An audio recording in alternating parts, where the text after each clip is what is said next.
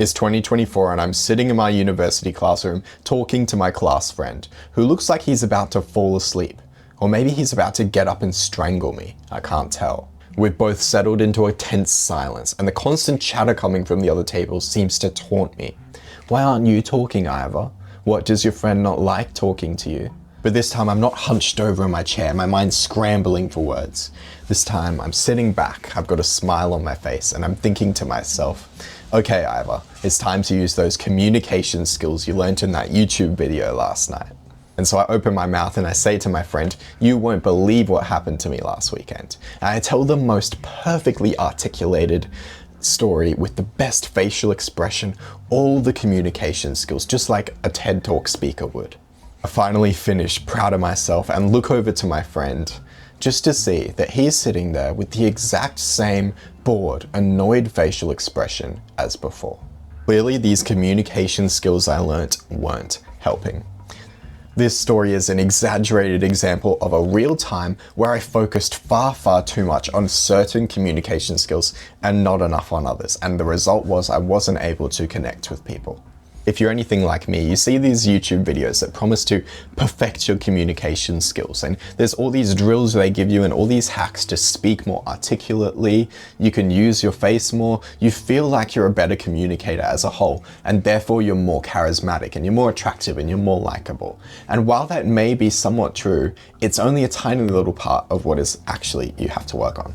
Because when you think of communication skills, you think of your speaking, but communication skills is a lot more than the words you say.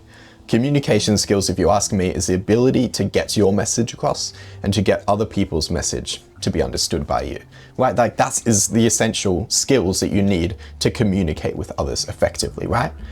So the words that you actually say are only like an eighth of that. You can be the best speaker out there, but if you can't understand people, if you can't really make them feel heard and seen, if you can't be funny, if you can't, be relaxed to be around, if you can't be confident, you're not going to be very charismatic. And you're also just not going to show that you like people, which is really how you connect with them.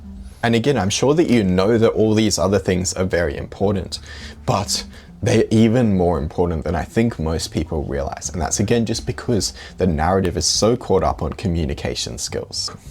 But don't worry, I think I've worked out a way of working on the skills that are most important and that you need to work on most. And that is by simply observing others. Because the things that jump out to us as being really charismatic and really important are going to be the ones that we lack and the ones that are most important. Particularly if we don't go, oh, what's the most charismatic thing about them? Then we may end up thinking of communication skills and how well they speak. But if we think, okay, what part about them made me feel the best when we were talking? What moment in the conversation did I feel really good? That is going to be the thing that is most important that we want to improve on, because ultimately we're trying to make other people feel good. We want to be around people who feel good. And so by copying other people and the times that what they did essentially to make us feel good, we're improving our ability directly to make other people feel good. Rather than working on skills that are maybe only 20%, we're working on the skills that are 80% of making friends and connecting. So after you have had a social interaction, find the person who you were most impressed by and write down the single bit in conversation where you were most impressed, and then write down the behavior that they did that made you feel like liked and impressed and happy, basically, to be around them. So maybe you were most impressed by, they were just really nice to you. Maybe you get that feeling, and then you go, okay, well, when did they do that? Okay, maybe they gave me a specific compliment. So, okay, the concrete way in which they're doing that is they're giving compliments. And then we can break it down even further. What kind of compliment did they give you? Because there's tons of different ones. And now we have a specific behavior which we can kind of copy. We can steal from them. And you also have an exact guide of how to do the thing because you have an image in your mind of them doing the thing. So the next social interaction you go to, you try to imagine that image of them doing it and you try to embody their essence and vibe just for a second to do that behavior. Now, this doesn't mean copying them the entire social interaction for every single behavior. It just means if you go, oh, I should give a compliment, then you try to embody them a little bit to do it better.